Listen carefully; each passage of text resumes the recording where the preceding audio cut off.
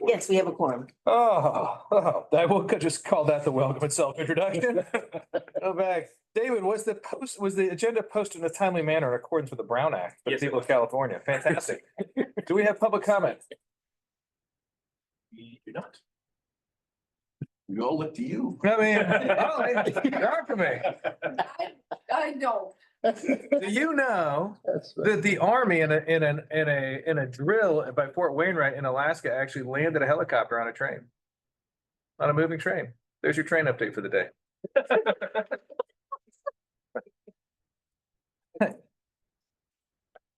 I just figured we usually touch trains. Train moving. Yes, a moving train. Moving train. They landed sideways on the flatbed. I couldn't believe what I was watching. All right, consent calendar. Would anyone like to move approval of consent? Any questions on the minutes? Second. Second. Are there any abstentions? Anyone opposed? All in favor? Aye. All right, our consent calendar is firm. All right. IWG. Sorry, IWG today. It's actually a quick update for both them and transit operators. They meet Wednesday and Thursday of this week, so no new updates since last month. Well, wait a minute. Did they meet before the meeting last month? Yes. So they haven't met since you all met. That's an odd calendar quirk, because Yeah. February's calendar and March's calendar are usually the same. Because the 4 Well, week. the IWG, I guess, met the day later. They've just worked on Measure M policies that will be coming back to you probably next month. Based on the feedback that the board provided them on the election criteria. And then the transit operators, their meeting got moved. Because Jack and I were out of town this month. I see. We changed their meetings. I thought you were just gonna say daylight savings time. Everything is good. Excuse for everything. It's gonna be my excuse all week after this one.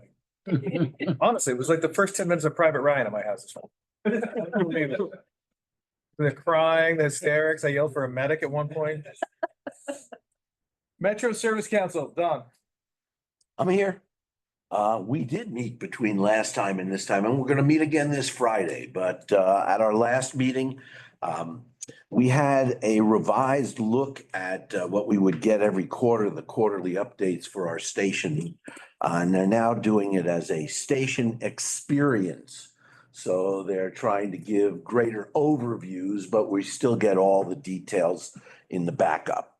Secondly, one of our members brought forward a proposal to rename the Douglas Street Station to the Rosecrans Douglas Station, with justifications such as, Douglas Aircraft's not at the end of that street anymore. The street's only 1.5 miles long and nobody knows where it is. Everybody knows where Rosecrans is, however. So we voted in favor of that, and we've moved that on to the board for consideration. That was, other than our regional updates, that was pretty much the agenda. Any questions? I'm happy to answer. You hurt my feelings a little, Douglas. Is that a real problem for you? You know we're Douglas. Hey, man, we're taking over. Yes, so. We've been preempted. That's it. Preemption is. If you'd like to join us with a recommendation that would help identify better where that station is located. I have 3 volunteers for it. They're on the youth council, the new youth, new adjunct ad hoc advisory youth council, as long as you meet before 8 a.m. on Mondays. Sergio. Are you emotionally prepared? We promise not to beat you up this time. I'm always prepared. We promise not to beat you up during the first 2 minutes. We'll do that. No. I'm emotionally prepared. No, I sent out the updates for the shop projects and the non-shop projects to Anne last week. Hopefully you guys were able to receive it. I did just want to share my screen real quick because there is a format that I was previously sharing with the team. And I know there's some new members, so it might help everybody to give me 1 second to get all IT set up here. Okay, give me 1 sec. All right. So there's a previous format that I was sending the team, and the way I broke this up was there are projects that are kind of in the PID phase, project initiation development, which is essentially, this is like the conceptual plan of what we are planning to doing on this route, for instance. Let me zoom in my screen because I know you guys are in the conference room and might not be able to see this. But when I send this out this afternoon to the team, to Anne and to David, what I really would like for you guys to pay attention to is that it's broken down in phases, like I mentioned. So currently we only have one project that's in the PID phase. It's conceptual right now, nothing is final. And as the project evolves through time, more shop elements will be incorporated into this project based on different kind of needs.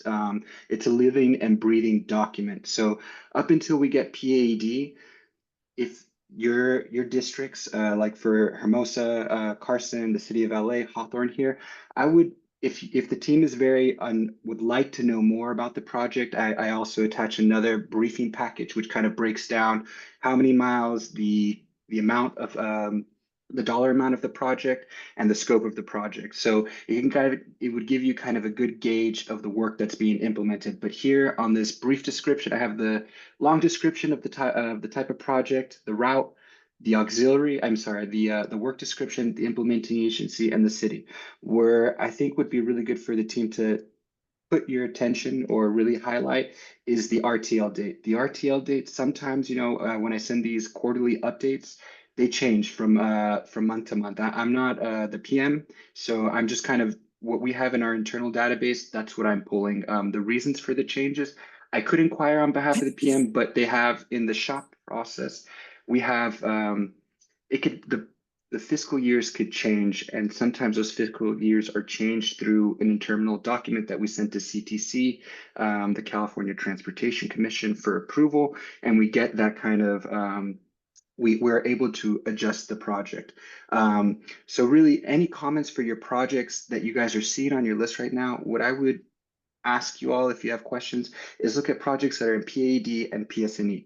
Once the project's in construction, it's really hard for us to kind of make any updates or recommended changes that the cities have. And Caltrans has a little bit more flexibility to make changes and hear your input thoroughly when they're in these two phases. But if it's a metro led project, we really don't have a say, despite it being on our highway, on the state facility, because we already have an agreement with them, and we're just kind of, we're the implementing agency, but they're the financial agency that's kind of like putting all the money up front. So I'm going to share this with the team. I tried to keep this spiel brief, but I realize I might be confusing people more than helping. But I don't know if there's any comments right now that maybe I could make the spreadsheet a little bit more easier for the team to understand. And again, PSNE and PAD is a time to provide comments or inquiries through the PMs. I could be the facilitator, and you guys could have that robust conversation. And again, the way we really look at projects here from my programming lens is once projects start to RTL, that's when we're developing our funds requests, we're sending it to headquarters, we're opening bids to the public. It's really hard to reverse any of that the closer we get to the RTL date.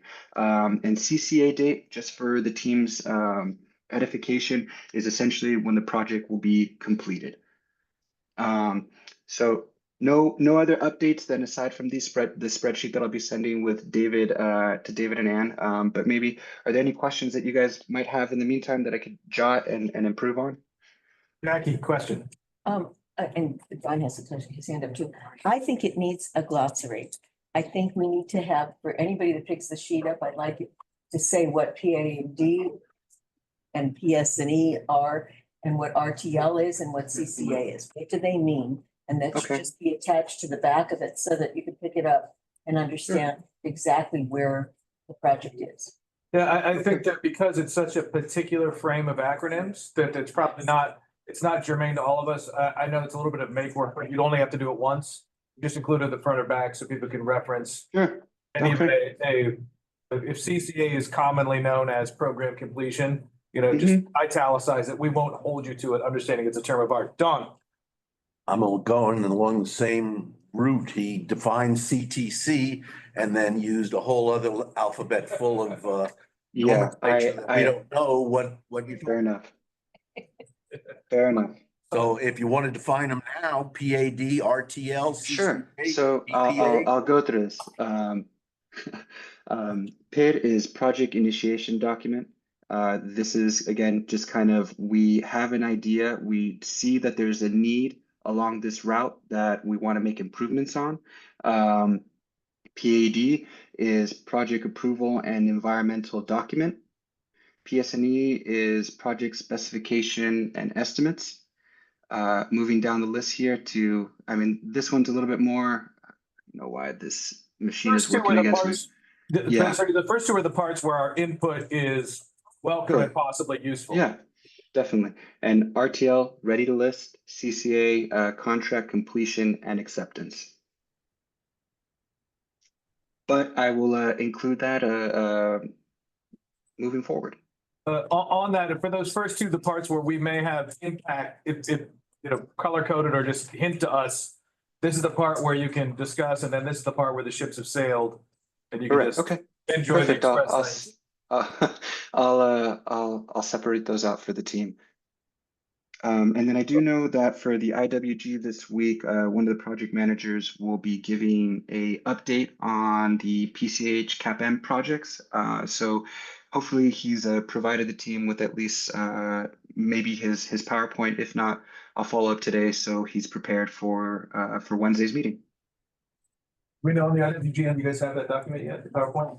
I don't think I've got it yet. Okay. All right, David. Well, I'll work through our channels and make sure that he has everything into you guys. Awesome. Thanks, Sergio. Anyone else for Caltrans? All right, we're cruising along. And one last thing, just for the team's knowledge as well, we are preparing for the 2026 shop submittal of projects. Again, this is an effort that the district undertakes. We've prioritized, we have a list of priorities that we need to make improvements on in different regions of LA County and Ventura County. So we're in the process of kind of compiling that and getting ready to kind of share that information with our partners. So I think you guys should be seeing that towards the end of this year.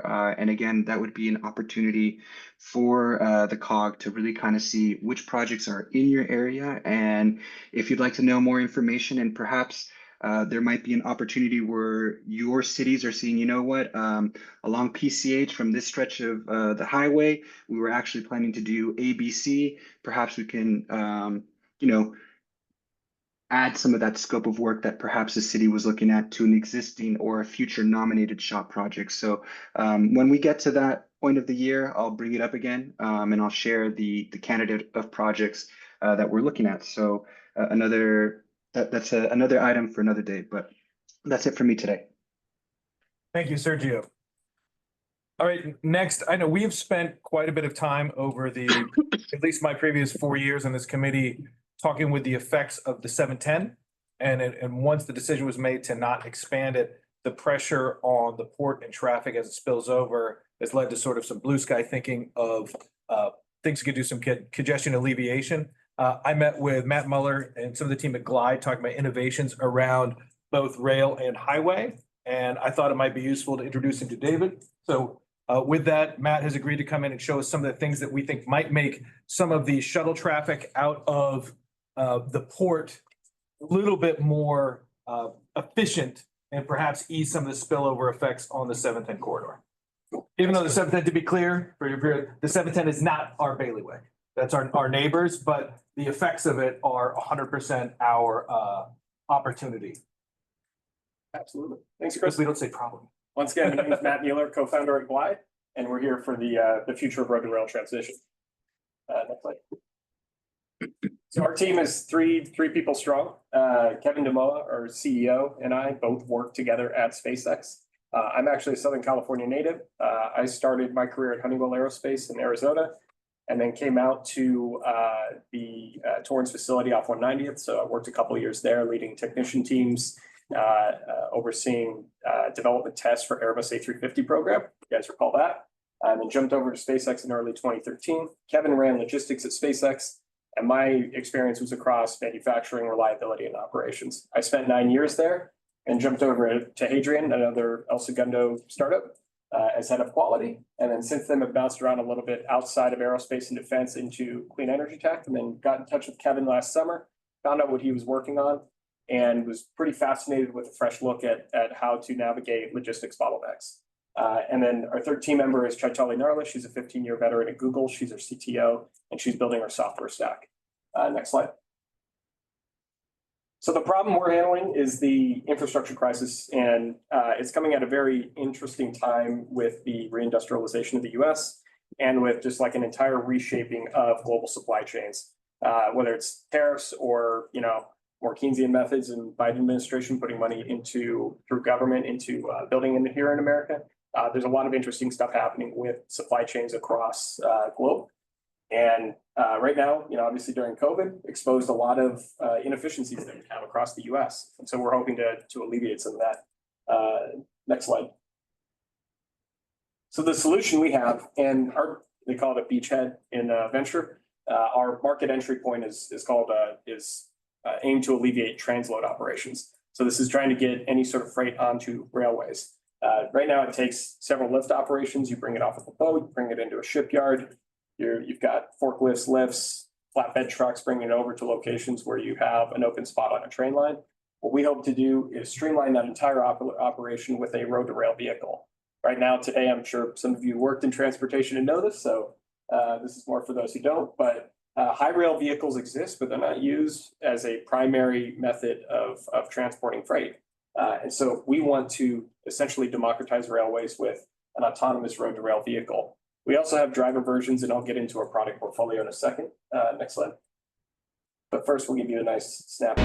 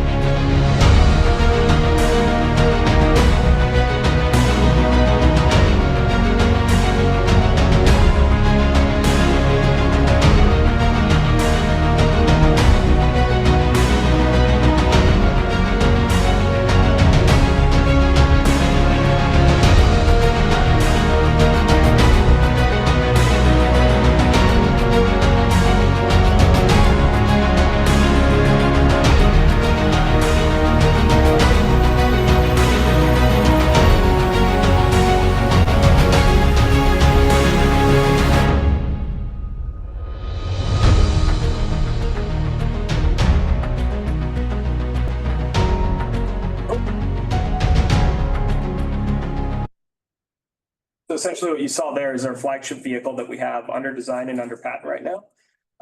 And it's able to traverse road and rail autonomously.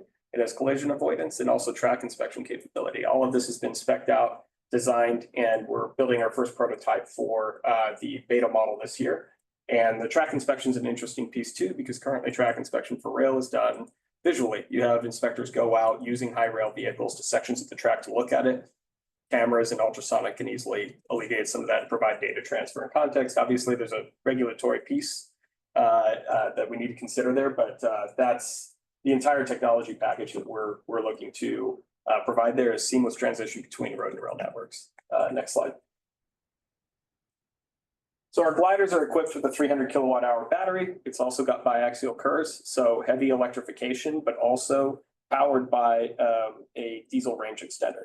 So this is not full battery electric. Obviously, we need still some carbon emissions, unfortunately, but this gets us much further along in pollution and emissions abatement, while also providing the lowest cost of goods sold for freight logistics.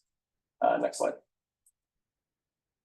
And essentially, this provides endless transload operations or opportunities. You can transload or transport anything is essentially our goal. We want to be able to, or at least Kevin's goal, he's ex-military, wants to be able to transport an Abrams tank, which would be pretty gnarly.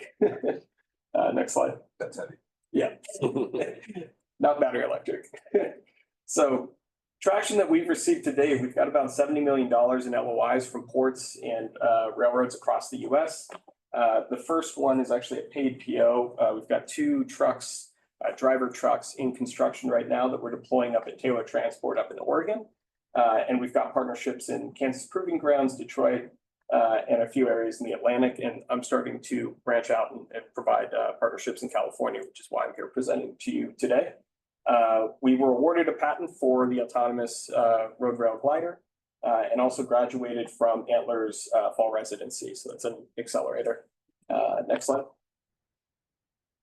Our product suite, we have patented, you have the hardware piece, which you can see here in the middle there, that's the rail bogey system that you saw deploy in the video, as well as the pneumatic tires for road.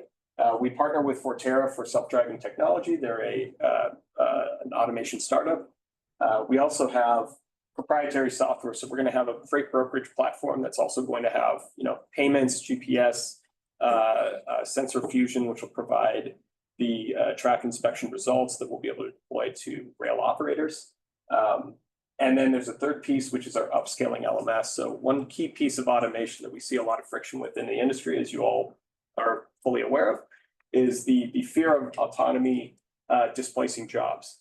Obviously, automation is an important piece of all of our lives. I mean, everybody here is sitting here with a computer. There's plenty of automation built into our lives that we don't even recognize. We want to be able to provide a seamless transition for our workforces to be able to upskill and make sure that they are prepared to equip the technologies of the future. So that's an important piece of our technology stack. Next slide. This is a case study from Tacoma to Chicago that Kevin ran that compares direct rail, legacy transload, and our gliders. Obviously, much faster, much cheaper, and significant carbon abatement with our approach compared to traditional methods. Next slide. Our product offerings. So the very first one is like I said, a driver truck that will be equipped with some autonomy measures that are not available on existing high rail vehicles. So usually you have to actually crank down the rails on high rail vehicles. Somebody literally gets out of the car while it's on the rail and like manually cranks it. or you'll have like a pin and a pneumatic deployment. We want to make sure that they stay in the cabin. So providing automated rail deploy is important, as well as automated hook and lift. So we start with autonomy measures on driver trucks, because that's the network we have in the supply chain that we can build into today. We start building our prototype for our beta product this year. That's a level 3 autonomous version that's capable of carrying a standard 40-foot container. And then we put that on steroids, essentially, which is, we're able to lift another 50% payload and also provide an auto leveling feature, which prevents spillage and tippage, which is really common in logistics. And that last flagship vehicle is the one you saw in the video. That will be level 5 autonomous, as well as have the biaxial curves, which will give us significant energy savings. Next slide. And that maps to our go-to-market strategy. It can make the deck available to anybody if you want to dig into the details here, but essentially our first 1 to 2 years here, we're deploying driver trucks, and we have those available today. We have a supplier that's literally building those trucks. So while we have autonomy in our future, today we can help bridge some of the gap and concerns with road congestion and bring some more of that payload on freight rail. And we're interested in building those partnerships and exploring those opportunities today. Next slide. Competitive landscape. Essentially, the best way to communicate this is everybody working in freight or logistics from the startup perspective. You'll see electrification and autonomy kind of applied to existing modalities. We're the only road to rail option out of our competition. So that's what sets us apart from a convenience and affordability standpoint. And that's why transload operations is a really good beachhead for us. Next slide. So the ask I have, any questions and engagement, I'll be staying after if anybody wants to approach me and ask about Glide. 2, definitely looking for warm introductions to port authorities, distribution centers, and transload stations so that we can explore, 1, witnessing their operations and really understanding their problems to see how we can custom make solutions for their operations.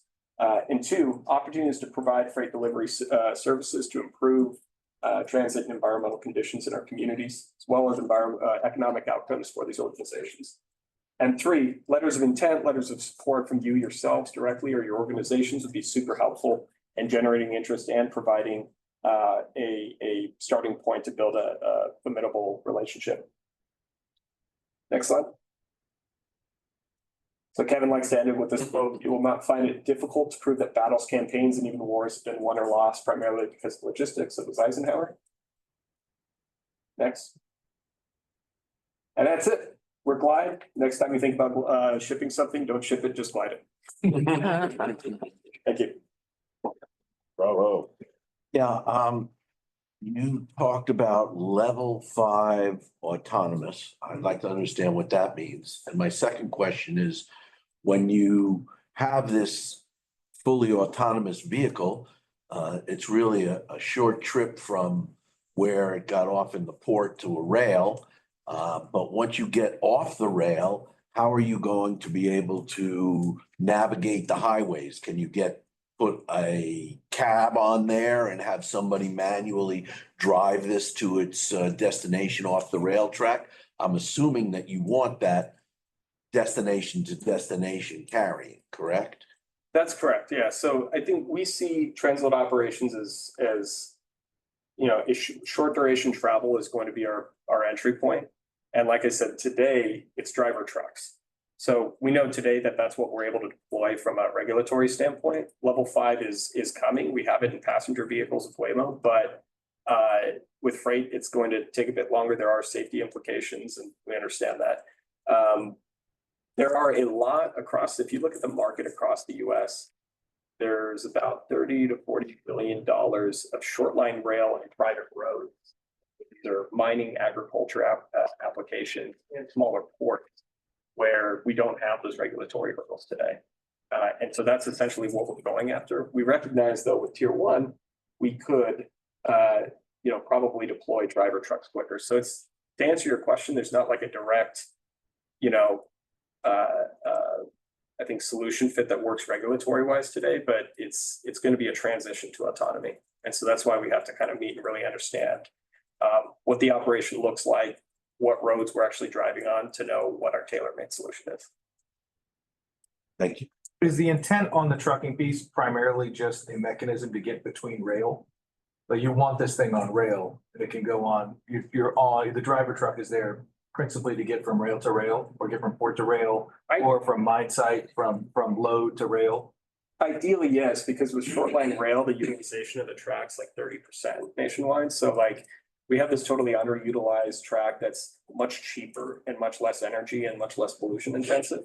And so that's the ideal route, but being able to traverse both gives us a lot of flexibility, because that might not always be the case. But generally speaking, yeah, the idea here is that we want to democratize rail. That's probably like the lion's share of where we're going with this.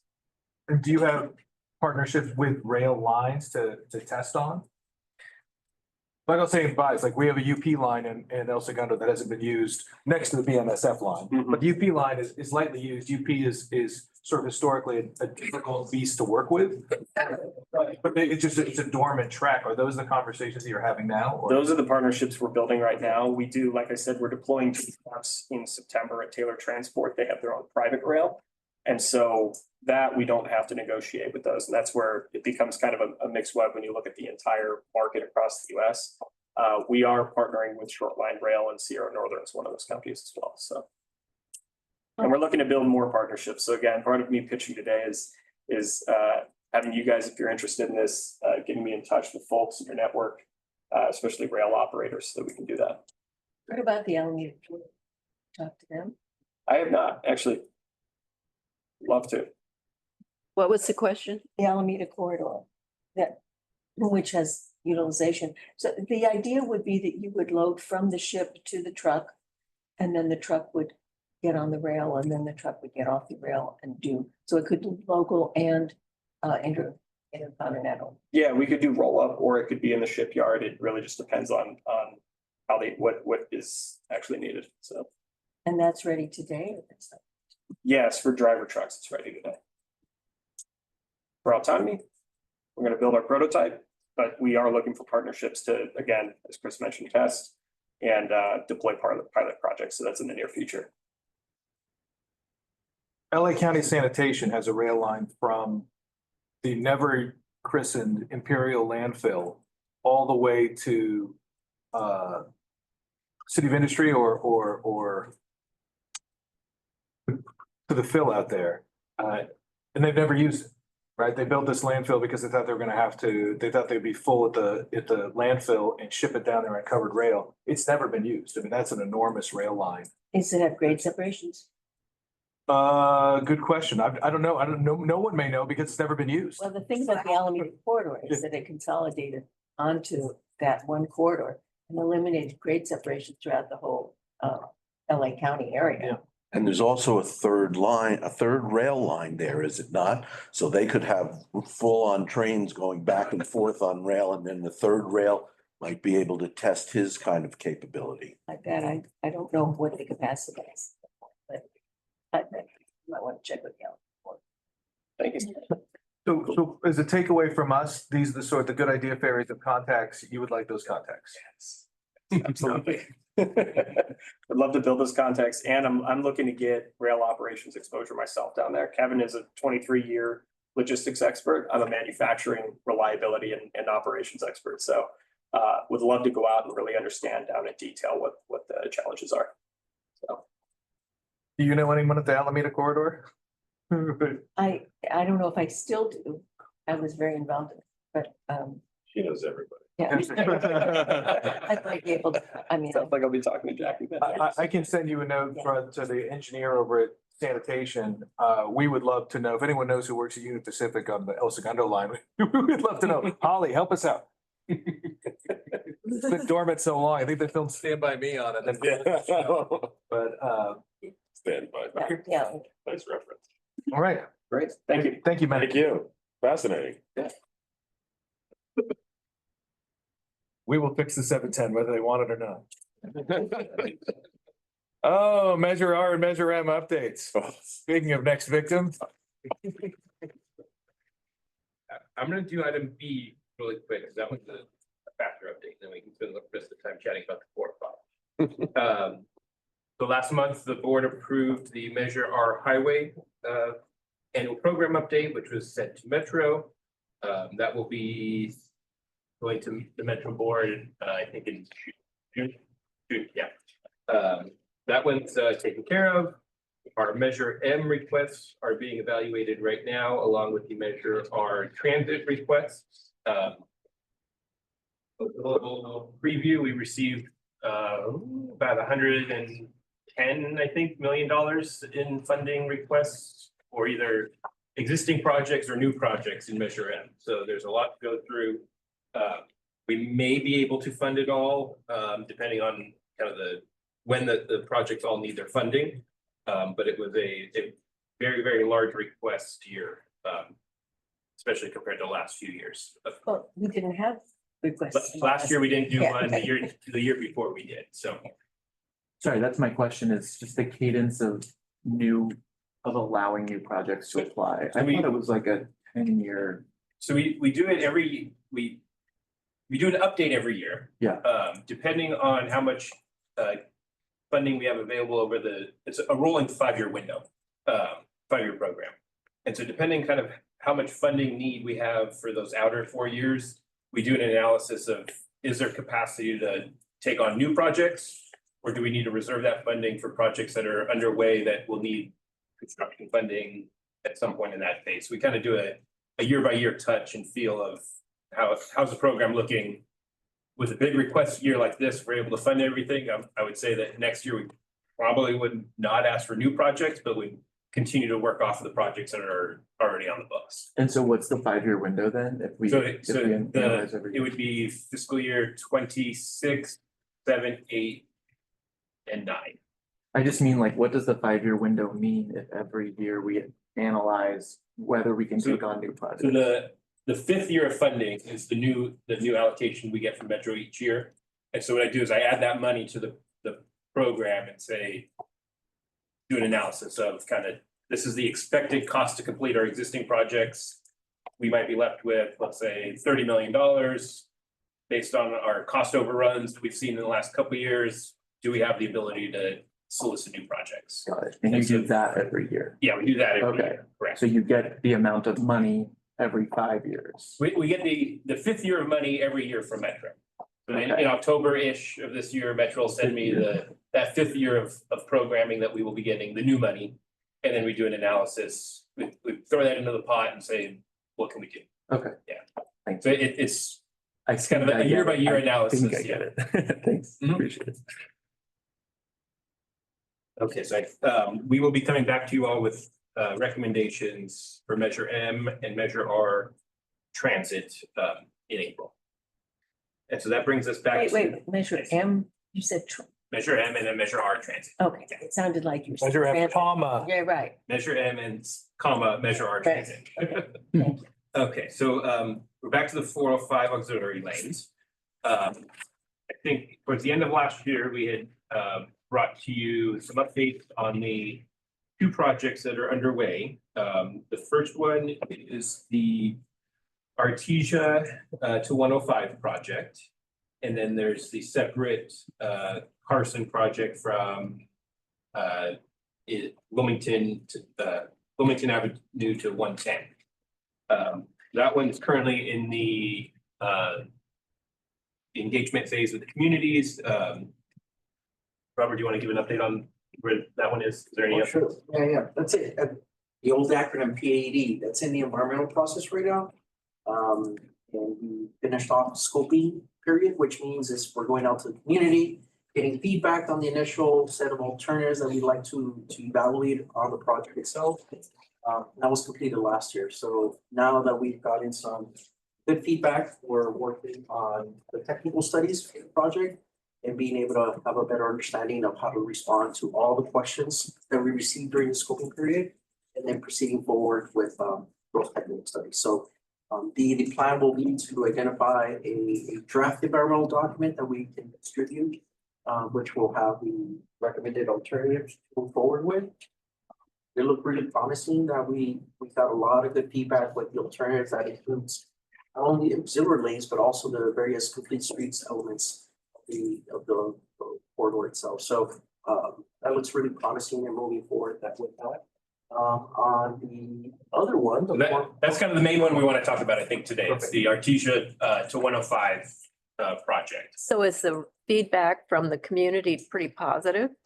Yes, it was. We ended up having we were scheduled to have 2 outreach meetings within the city of Carson. There was a request from the council to add a third one, which we were able to accommodate. And we got really good feedback.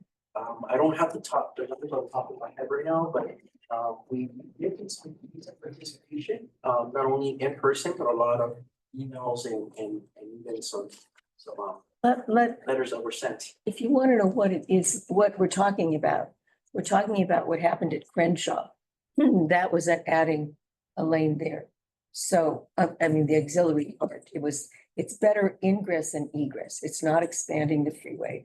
It's making a better ingress and egress so that it's safer when you get on and off.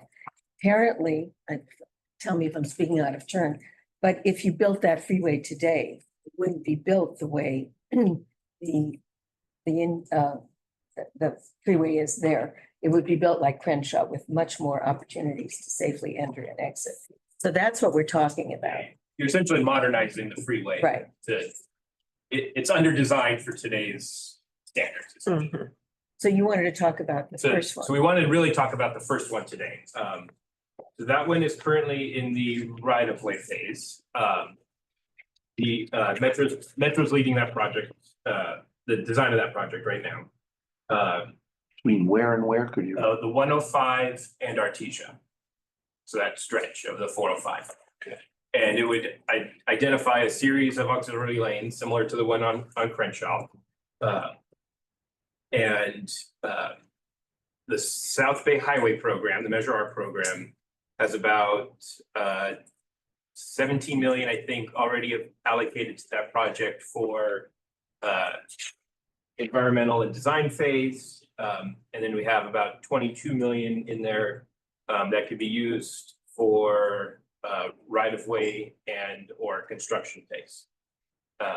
The big question is where the rest of the funding will come from to build that project. It's about 170 million total. Well, but I will break it down.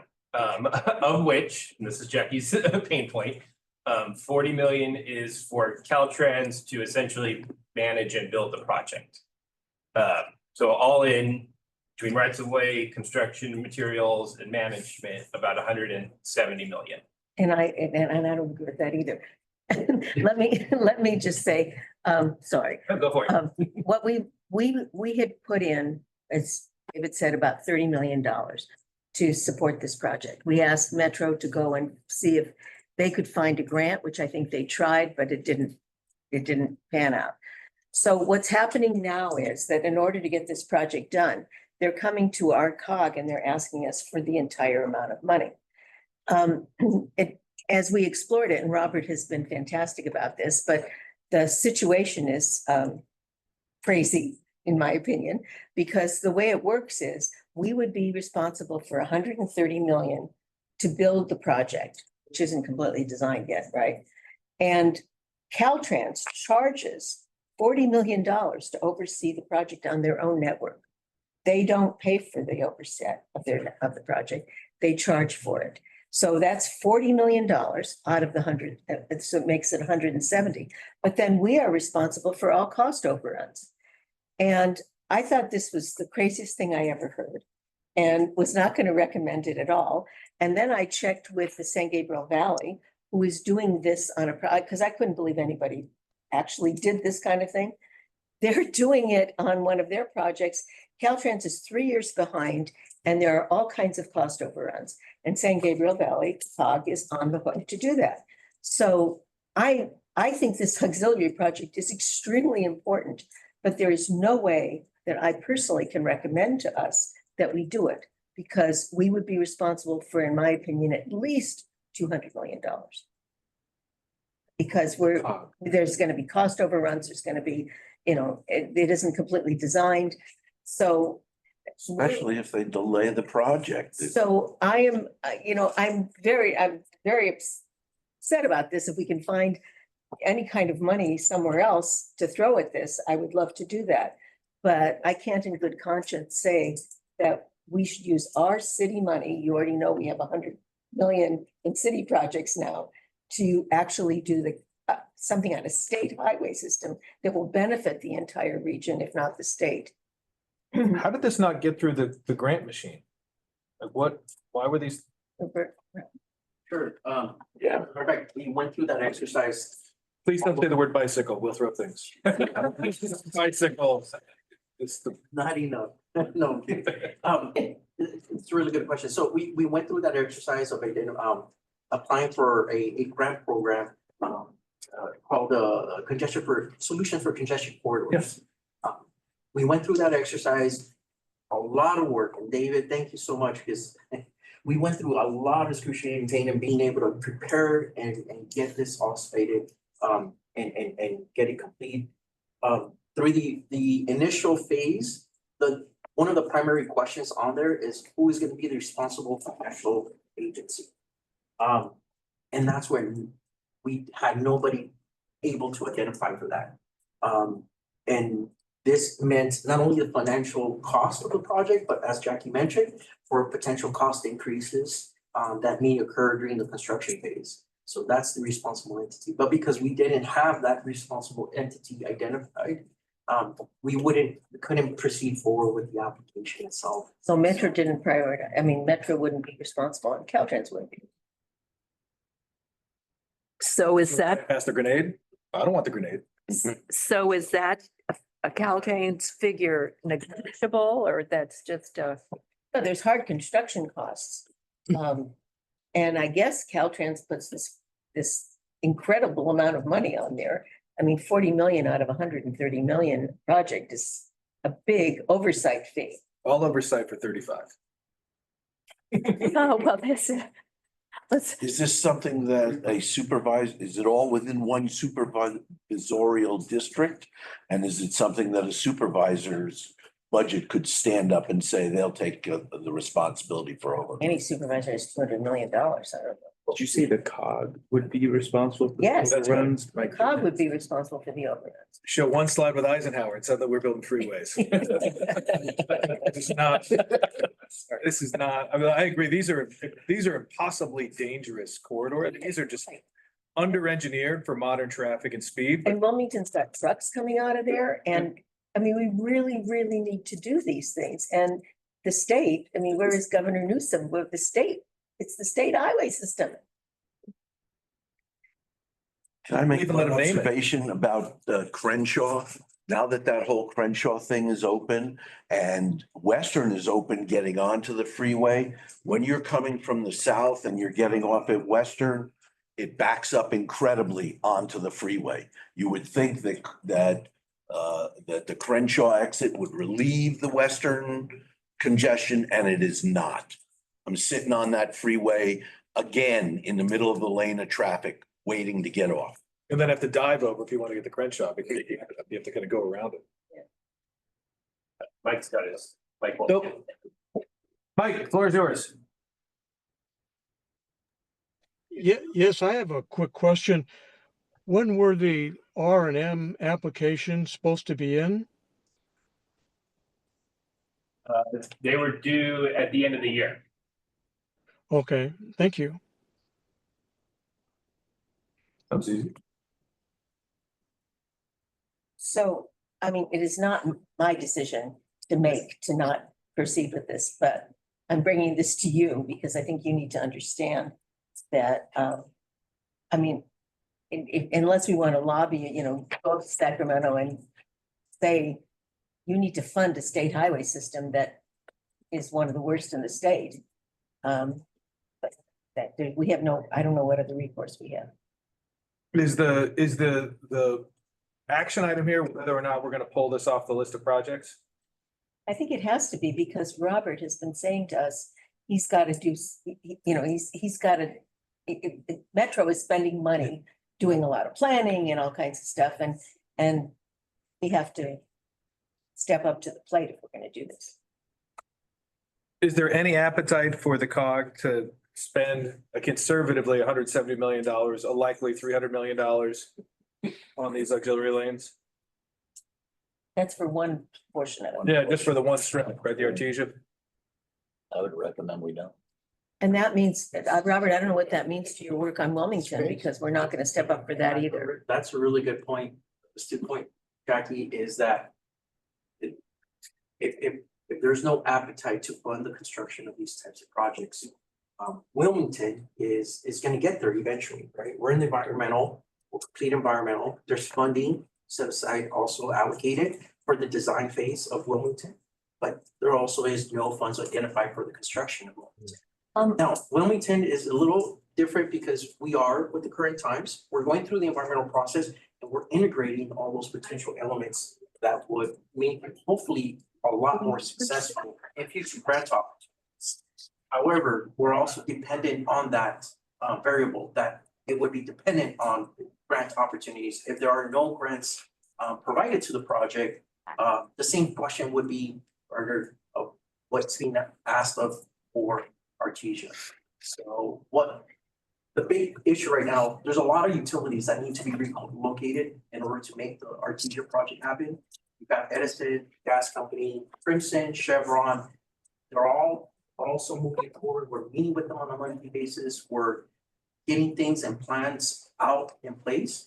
And I want to just be as truthful and forthright as with them as if there are no funds available for the construction phase, you gotta just cut off the work.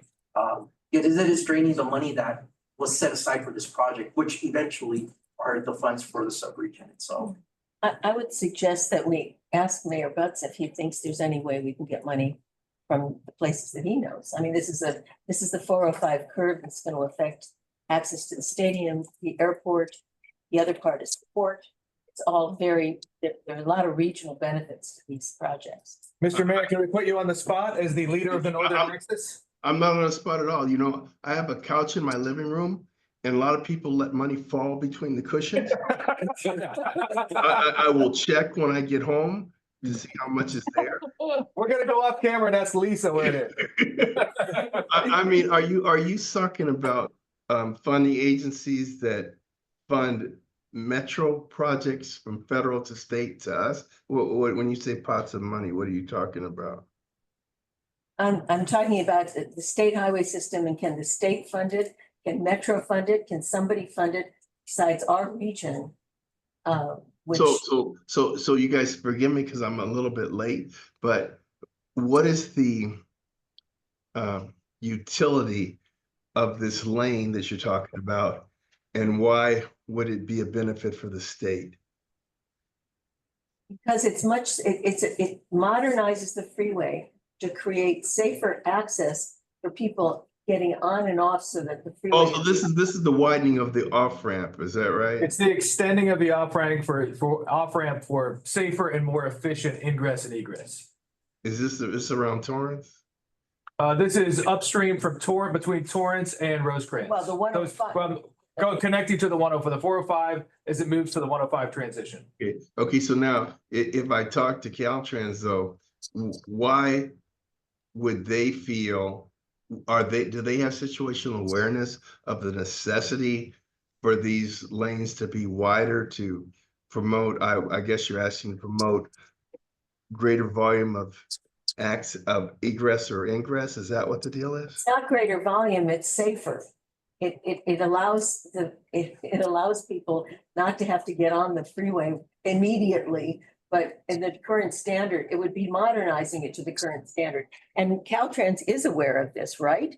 I mean, this is their system. They're the ones involved in the design. Metro's involved in it. I tell you, I would be happy to talk to Tony Tavares and Gloria Roberts.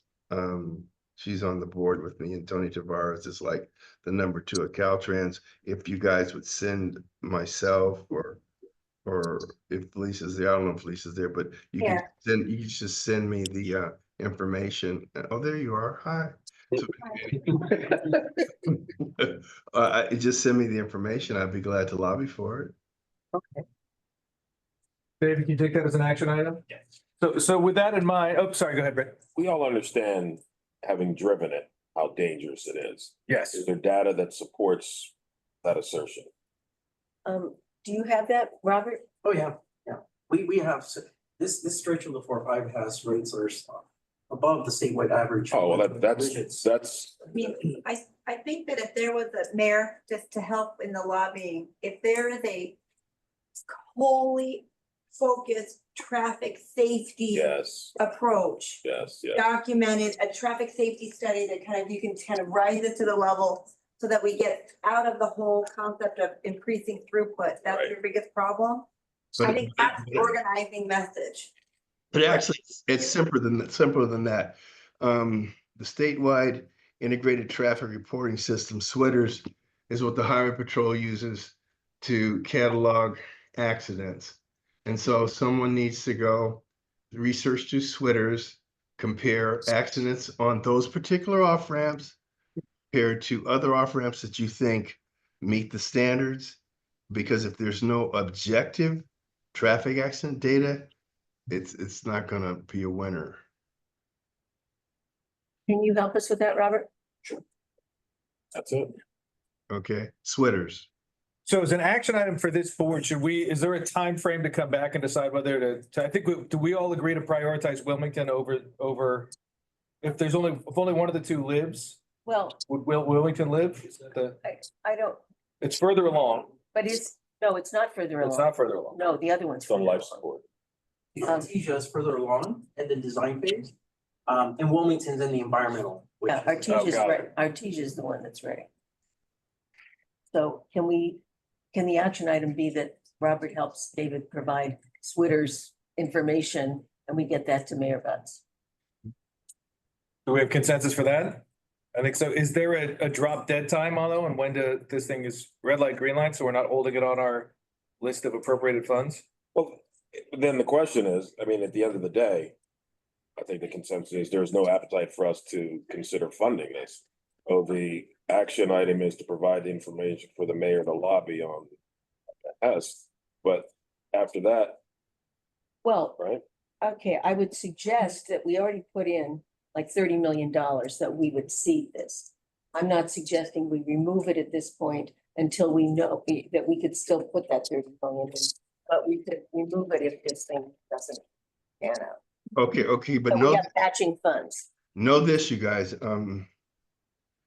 I'm still gonna check my couch regardless, but but if there's not objective accident data to show that there's any difference between those off ramps and others that you feel are of a different standard, there's not going to be any appetite for the state to fund it.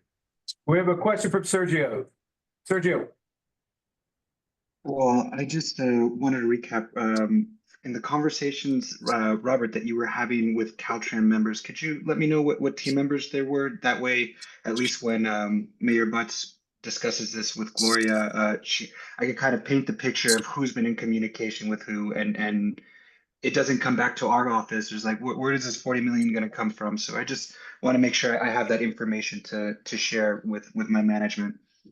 Sure, yeah, I can get in contact with you. Okay, perfect. And we have been told that there is objective accident data, so we will get them.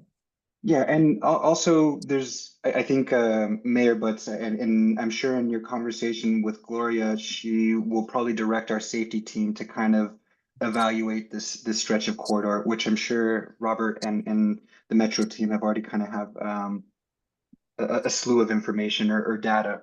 But I just wanted to kind of make sure I have the whole picture the way when I relay this to upper management. And then Jackie, you mentioned that the San Gabriel COG is doing a similar project where Caltrans is, I guess we're charging to this, but it's coming from their funds. Can you tell me which project that is, if you know off the top of your head? It's the Oh, the 57. 5760. Okay. Yes. Okay. Perfect. All right. Oh.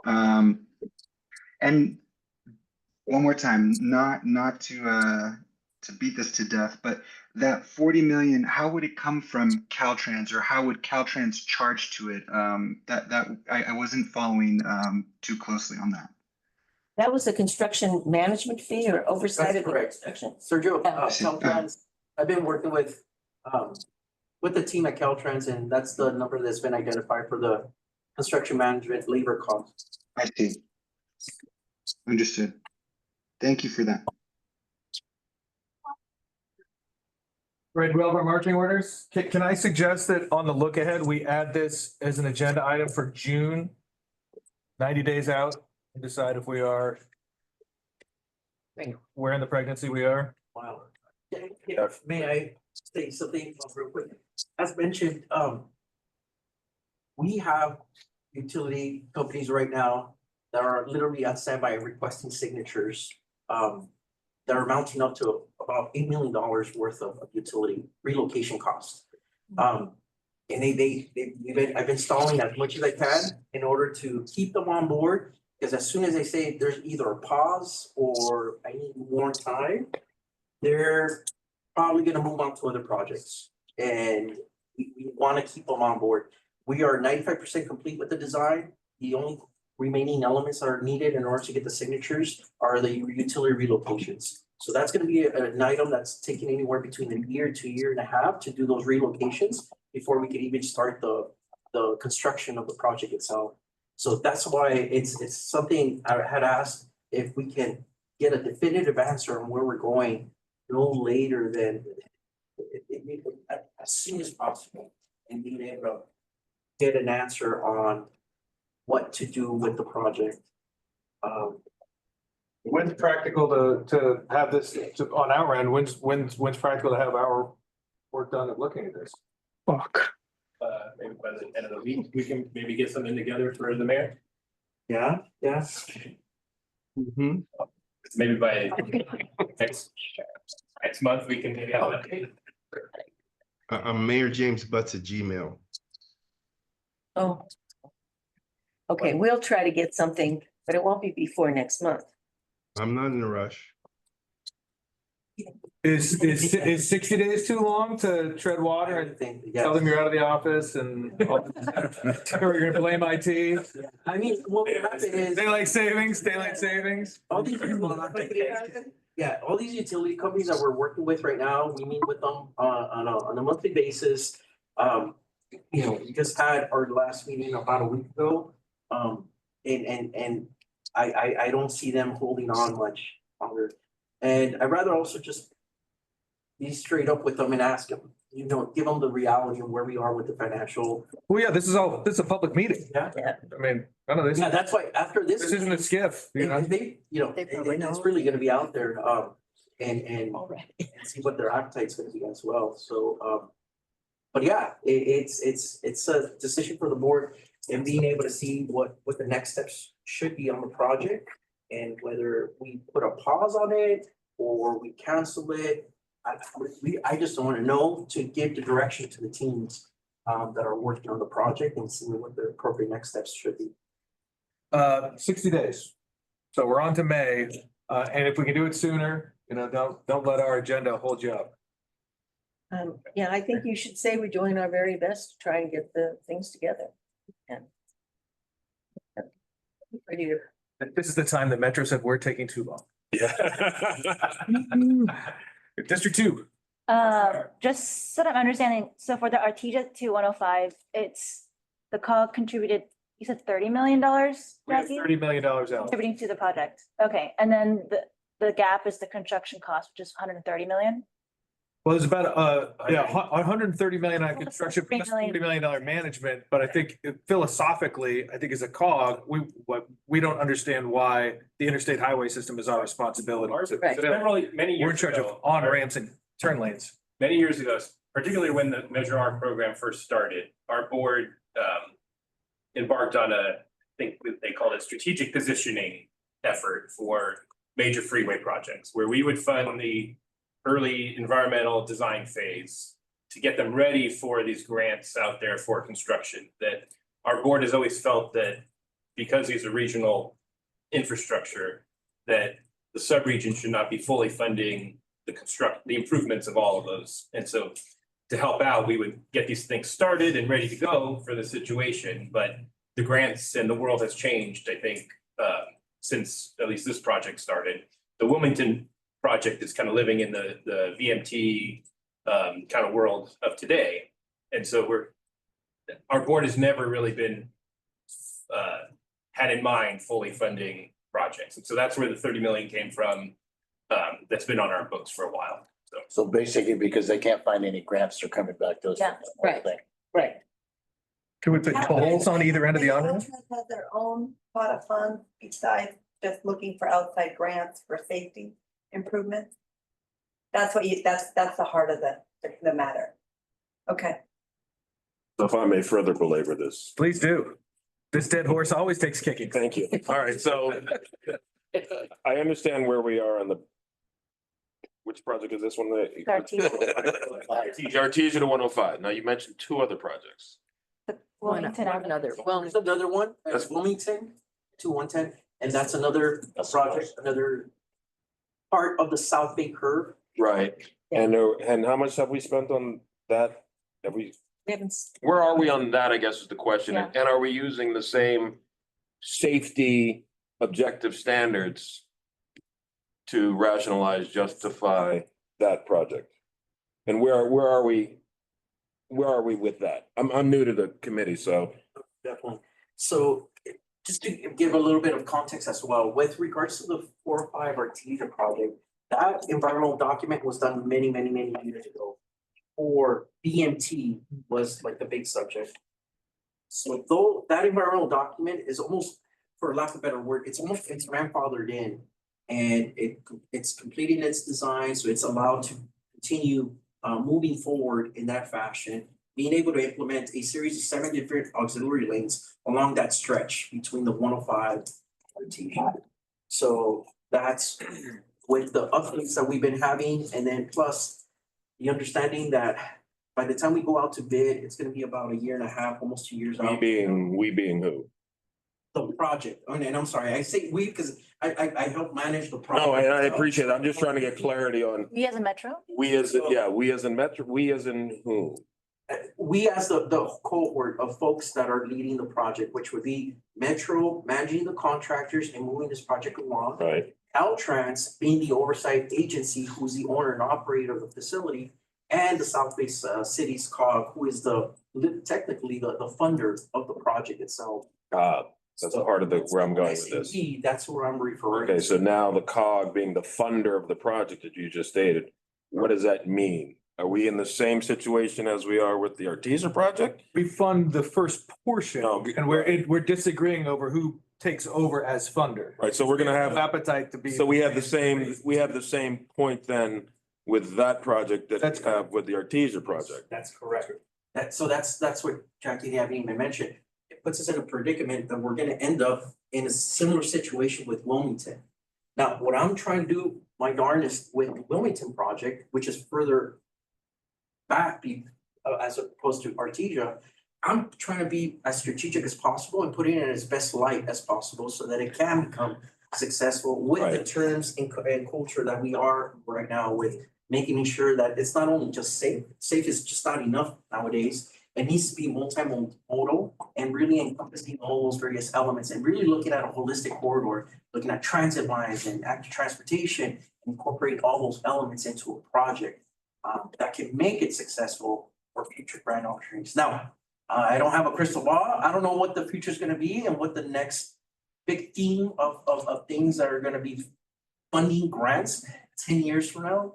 But that's the best that we can do right now, and making sure that Wilmington is in a better position for it to be successful in the future. And I don't disagree, but I think the safety component is what's gonna win the argument. I mean, you got these great ingress and egress off the 405 and whatnot, just sit on the 405. So unless there's a safety component, I don't think anybody is going to step up to fund the rest. So that's what we're gonna decide. In 60 days, we want to see if somebody else can step in to be a funder for both projects. Both projects, But okay, prioritizing Artesia, which is Got it. further along, okay. but it will be telling for Wilmington. If in 60 days, we are unlikely to find the magic couch that shakes out the magic pennies. Right. Then we're gonna tell him to down tools and put it in the nice to have bin Right, and be, okay, we can come back and revisit it Got it. as a change in policy. On both, well, but prioritizing Artesia, on both, Artesia's first in line. right. It's further along. Does But that make sense to everyone? have we already spent 30 million on the Wilmington also? I don't know where we are in the dollar spend on design. Wilmington has an allocation of approximately 14, around 14 million. No, we've only contracted out right now with a contractor to do the environmental process. So we're still in the single digits with that. And- So reserves are still gonna be left for the bigger chunk, is more expensive pieces, Mhm. the design, the engineering side. And when you refer to multimodal, what does that comprise? Yeah, You just have to write it down on everything. So it briefs well, it briefs. It's a brief, Mention bicycle. we'll name it after Greg LeMond if we build it. It would include bicycle improvements and things that are off the freeway that facilitate pedestrian and other modalities. I mean, so the one in San Gabriel, they have a bike lane that literally runs like, it's not on the freeway. I think it runs a quarter mile and doesn't connect to anything. It just goes between, like, you can ride your bike down the street. Turn around and come. It really has nothing to do with access. It has nothing to do with Yeah, transportation. It's not tied to the freeway improvements. It's other improvements off the freeway on the local streets. I see. Quarter of a mile going nowhere. You know those bikes that have the bar in the middle that everybody can pedal? Like, you can do one of those. And it's, the spandex mafia is stronger than the car mafia. I don't know if that's true. On the Yes. on the Yes, state there you go. side that you're gonna pull so we can see them both in comparison, because if one is so much of the other, we can at least prioritize the advocacy if we have a prayer of getting one of them through. Or and if they're equal, then it helps us to know. Yes, It would be great. It's all about safety. that's right. I'm sure they already have the data. Yeah. Yeah, let's get the data. Data. All right. Let's take this dead horse to the glue factory and Right. to the look ahead. I think that's pretty much it. Wow, worked well. That, Oh, sorry, I don't want to jinx it. all right, any announcements? General General Assembly. Assembly. There'll be a ribbon cutting ceremony for the I-105 on Friday, March 21st at 9:30 in the morning at Hawthorne Lennox Station. What are we cutting the ribbon on? What's it? The 105, the express lanes, just around the groundbreaking for, actually, not ribbon cutting, the I groundbreaking. want to be there. Oh, yeah. Hard hat and gold double, baby. Bring the gas bottles and rags. When is that? It's March 21st at 9:30. It'll be at the Hawthorne Lennox Park and Ride, 4300 West 11. And who will be there? It'll be a lot. All the express lane users, yes, both of them. Supervisor Hahn and. All two of them. Yeah. Trying to confirm. Yeah, Yes, trying but to confirm, most yeah. likely. Yeah, okay. Yeah, we've invited Mayor Bass, Supervisor Mitchell, Supervisor Hahn. Mayor Tito may be there as well, so it should be a pretty big. Worthy of our attendance. Did you know who you sent that to? Because I didn't see that come through. Yeah, I'll send it to you. Okay, thank you. Breathing deep. Breathing deep. The zombie apocalypse, you'll be able to film in those empty lanes. Hi, team. Sorry, quick question. Was the district director invited to the groundbreaking? I would just hate for Caltrans to be the operator and no representative or no one know or But they're have not contributing any money. Yep, certainly, we can send something to you. Perfect, thank you. Do we have to pay for them? Yeah. Good question. 39. All right, any other announcements? Something, good news, somebody, good news. Great. Go, Hermosa. Is hosting its 29th annual St. Patrick's Day Parade on Saturday. So if you're not doing anything, you can come on down and catch beads and enjoy great Hermosa Beach hospitality. Go early, leave early. You should come, have a El Segundo car. It's convertible. There's the footage I want. Come on. All right. Fun. South- Anything else? Look at that. They took the clock down. We were ahead. They didn't know they were gonna frame it. They're gonna bronze the clock. They're finished early. Unbelievable. Unbelievable. This is history. Everybody gets to sign the back. All right, we are adjourned. Oh, God. Deal. Chris, first time meeting. Very nice to meet you.